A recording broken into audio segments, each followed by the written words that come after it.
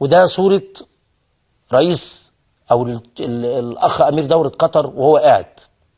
شوفوا حضراتكم الناس كلها كل واحد منزل رجله تحت، مفيش واحد قاعد بالطريقة دي إلا هذا الرجل.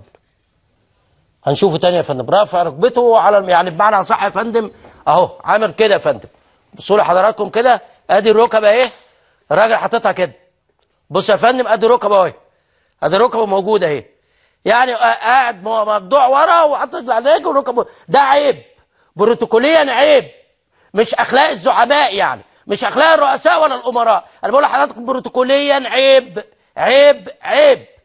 وانت قاعد والراجل بيخطب وانت قاعد على المكان بتاعك او في المكان بتاعك وحاطط اهو يا فندم، اهو يا فندم، ادي قاعد بالطريقه. هل ما شفناش قبل كده انه حد قاعد بالطريقه دي وانه حط رجله في وش الناس كده وبدون ادب وبدون اخلاق وقاعد كده بالطريقه دي؟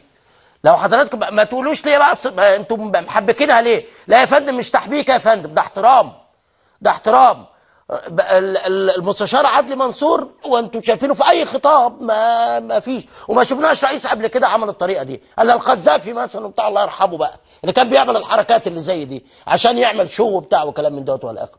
لكن هو لا شعوري كده الحركه بتاعته معموله اللي حضراتكم شفتوه دلوقتي ده المفروض ما يبانش من رئيس دوله عربيه يعني الناس كلها، يعني هو اصغر رئيس موجود. تحط رجلك على المنضده كده او على المنصه او على قدام الناس كده علني يعني وكده، دي للاسف يعني. بس هنقول ايه بقى، هي وصلنا لمرحله انه يعني الاحترام بقى متدني من جانب هذه الدوله خلاص، فمش عايزين نعيد ونزيد فيها يعني.